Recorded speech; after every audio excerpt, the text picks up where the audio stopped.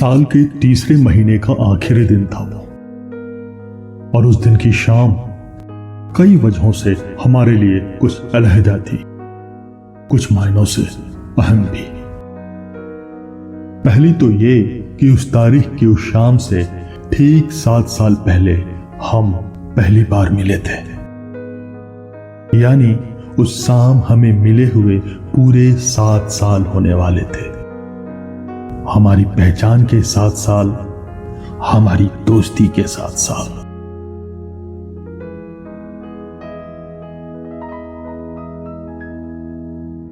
पर तुम्हारी लफ्जों की माने तो दुश्मनी के 7 साल, क्योंकि दुनिया में मुझसे बड़ा दुश्मन तो तुम्हारा कोई था ही नहीं, जिससे लड़ते जूझते तुम्हारा जीवन दुबार हो रखा था।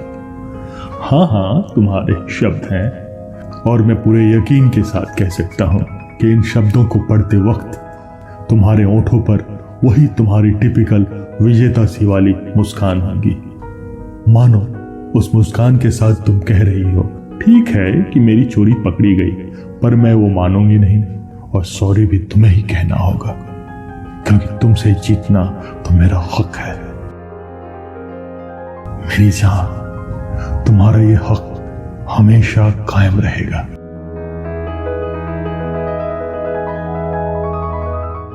पता है, हमारे रिश्ते की जो खूबसूरती रही वो ये कि हम दोनों में एक दूसरे से हारने की होड़ सी लगी रही।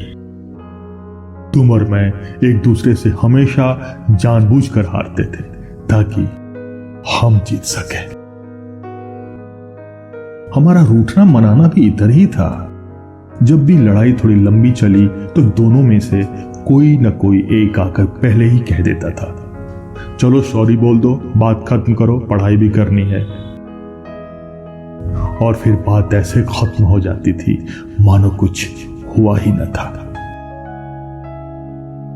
तुम्हारे वो चिर परिचित वाक्य अब तक कानों में है, विद्या कसम लास्ट टाइम सॉरी बोल रही हूं, जबकि गलती तुम्हारी ही है।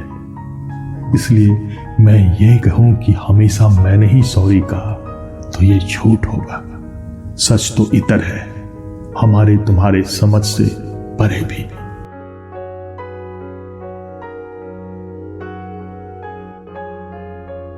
खैर, हमें लड़ते हुए पूरे 7 साल होने वाले थे।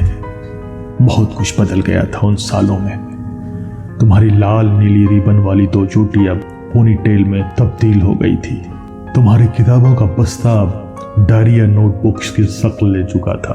अब तुम अपनी सहेलियों के साथ अपने चूड़ीदार कुर्ते की मैचिंग दुपट्टे पर जिरा करती थी, न कि फ्रॉक स्कर्ट के रंग पर। तकरीबन हर कुछ, हर रंग, हर लहजा, हर तेवर बदल चुके थे, सिवाय तुम्हारे एक अंदाज के, और वो था तुम्हारा मुझ पर हक जताने के हक का अंदाज। और उसी हक से मानो तुमने एक हुक्म सा जारी कर दिया था कि 7 साल हो चुके हैं, पर मैंने अब तक तुम्हें एक पुर्जे पर भी एक भी लफ्ज लिख कर नहीं दिया था। खत तो दूर की बात है। इसलिए अगर उस शाम से पहले मैंने तुम्हें खत नहीं लिखा तो मुझसे बुरा कोई नहीं होगा। तुम्हारे शब्द थे ये। वो शाम थोड़ी ही देर में आने वाली थी और मुझे तुम्हें पहला खत लिखना था।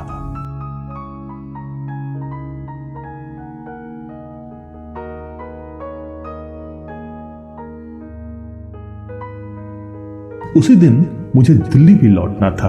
रात 9 बजे की ट्रेन थी। दोपहर के करीब 3 बज चुके थे।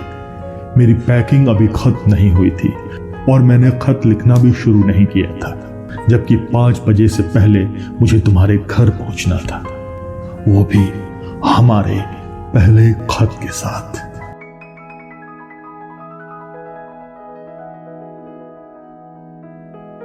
फिर मैंने क्या किया, तुम्हारे मन में यही सवाल होगा ना। वो सब बताऊंगा अगले खत में, जब मैं तुमसे फिर मिलूंगा।